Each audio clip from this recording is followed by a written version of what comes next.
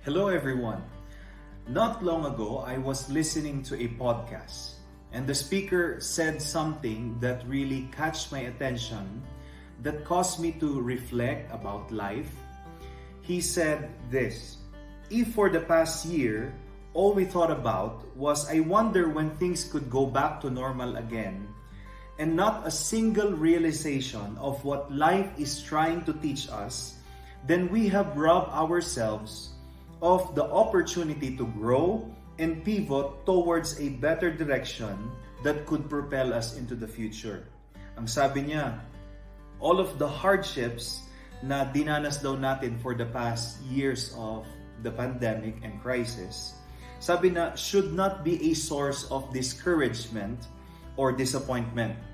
But instead, we should take advantage of it. Dapat meron tayong mapulot na aral sa kanya. What is it trying to teach us about life, about ourselves, and about God's ultimate plan? So, instead of thinking of the pandemic as entirely a bad thing, a correct perspective and a better approach of mindset would be this one.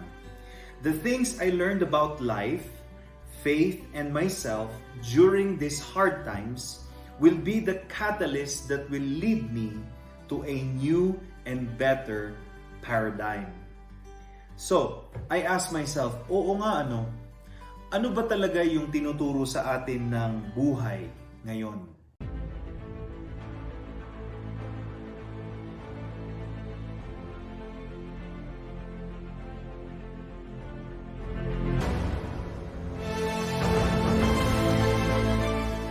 Choose the kind of wedding that would honor God the most.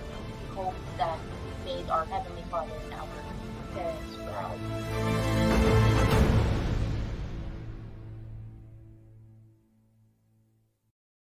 Think with me. At the beginning of the Corona surge in 2020, in a split second, we lost our freedom in doing many things. Most of us struggled during the first 3 months ng lockdown, di ba? No going out, no malls, no travels, no religious gatherings, and even no physical reunions.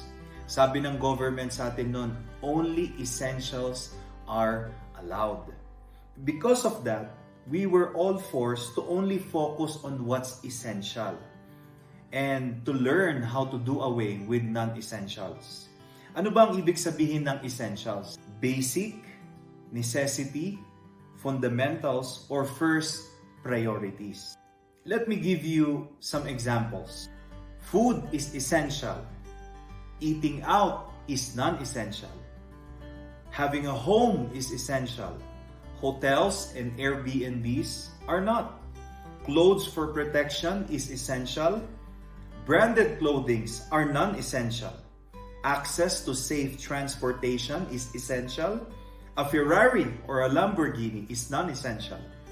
How about health and wellness? They're both essentials. Travels and hobbies are non-essentials. Wala namang mali, pero hindi naman pala natin kailangan yung maraming mga bagay na yon. So, what can we learn from pandemic? The first pandemic life lesson I've discovered is this: to live a lifestyle of essentialism. Live a lifestyle of essentialism. Ano pong ibig sabihin ng essentialism? Essentialism simply means the disciplined pursuit of the basic necessities of life.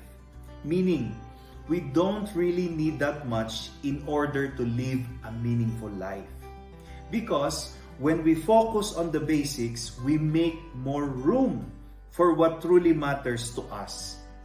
In other words, when we are free from the baggages of the non-essentials that sometimes hinders us, we become free to pursue what truly matters in life, such as family, faith, health, dreams, friendships, and legacy.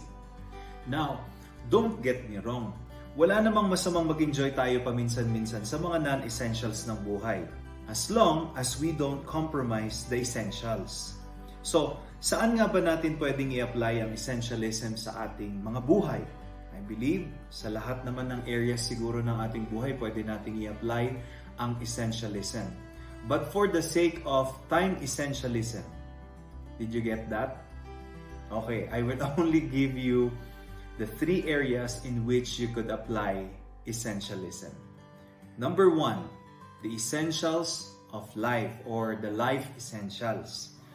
Ito yung 5 essentials. Number 1, food, shelter, clothing, transportation, and utilities. Sa food, masustansyang pagkain. Sa shelter, maayos at masayang tahanan. Sa clothing, malinis at maayos na damit. Sa transportation, pwedeng sasakyan, pwedeng motor, pwedeng bisikleta, or access sa pampublikong transportasyon. Sa utilities naman, tubig, kuryente, telepono, at sige, isama na rin natin yung internet. So those are the 5 basic essentials of life. If you have those 5 things, you are doing okay. Food, shelter, clothing, transportation, and utility. Secondly, dumako naman tayo sa faith essentials. Kung ang life essentials ay yung 5 bagay na yon, sa faith naman, merong 3 essentials. Number 1, your relationship with God is your main priority. So, essential number 1 of your faith is your relationship with God.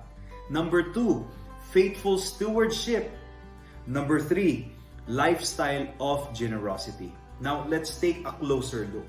What do I mean when I say relationship with God? Ang ibig sabihin ko dito is your personal walk with the Lord. Paano? Through the Word of God, through prayer, through worship, through accountability, and through your obedience to Him.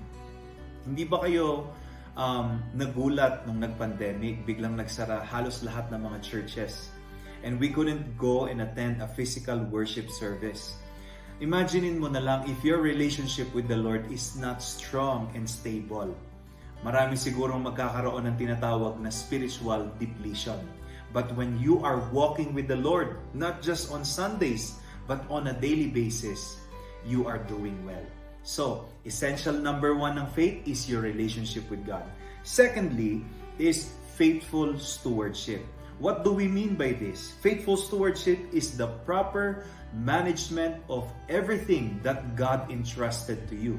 Such as what? Your time, your finances, your marriage, your family, your business, your ministry, or even your God-given abilities for the betterment of other people. Faithful stewardship. And then thirdly is lifestyle of generosity. Sabi dito, we make a living by what we get, and we make a life by what we give. I believe that we were all created to be generous givers. In fact, if you try it, you will discover that it is more fulfilling to give than to get. Now, sabi nila, getting is only temporal, but giving is eternal. So a lifestyle of generosity must be practiced. You can do away with many things in your faith journey, but not without your relationship with the Lord, your faithful stewardship of what He entrusted to you, and a lifestyle of generosity. Now, let's go to money essentials or yung pangatlong area na pwede natin i-apply ang essentialism. Money essentials. What are the 5 essentials of money? Make it, save it, budget it, grow it, and invest it. What do we mean when we say make money? Matutong kitain ng pera. Alam po ninyo, God Himself said, I will give you the ability to produce wealth. As long as you are healthy, and you have hands, you have mind, and you have body, do something. God will only bless and prosper the work of your hands, not just your prayers. So learn how to make money, and be sure that God will be with you. Pangalawa, not only make money, but save money. Matutong magtabi or mag-impok. Pangatlo, budget money. Dito magaling yung asawa ko. Learn the skills of budgeting and stick to your plan. Pang-apat, grow your money. Don't just save, learn how to grow it through good investments such as what? Stocks, mutual funds, businesses, and appreciating assets and not liabilities or scams. Mag-ingat tayo dun sa mga get-rich-quick investment scams. Mag-ingat po tayo dun. Learn how to grow your money consistently and correctly. Panglima, invest money. Anong ibig sabihin ko sa invest money? Once you reach the point where the blessings of God is already there and it's present, know that it is not just entirely for you to consume. Sabi nga ni Lord, di ba, merong isang wicked daw or fool na mayaman na ang ginawa niya, nag-store lang siya ng nag-store sa mga barns niya ng kita niya or ng gain niya. But what he didn't realize is the purpose of having all of those is to learn how to invest it. How can we invest the blessings that God entrusted to us? Invest it in the lives of people. Invest it in the work of God. Invest it in yourself. Invest it in your family. Use it to serve others. Use it to serve you.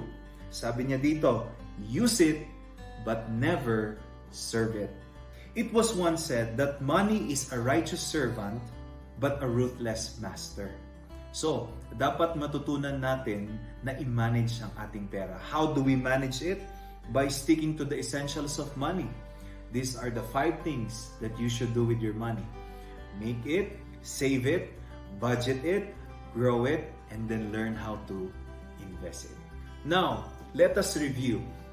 What are the 5 essentials of life? Food, shelter, clothing, transportation, and utilities. Know this. These are the essentials and the basics of life. Huwag ka munang masyadong mag-worry dun sa mga ibang bagay na wala or hindi naman talaga kailangan. As long as you have these 5 things, you are doing well. Now, secondly, what are the faith essentials? Number 1 is your relationship with God. Number 2 is your faithful stewardship.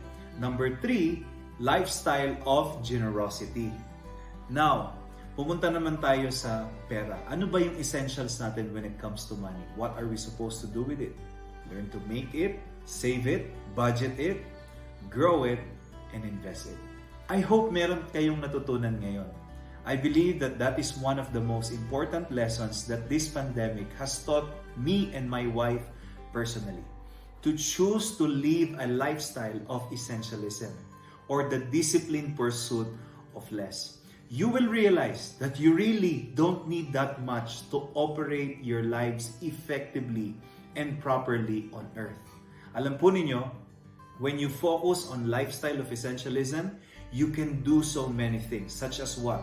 You will learn how to prioritize, you will be more frugal with your money, you will also be more generous because you have more room to do the things that matters most.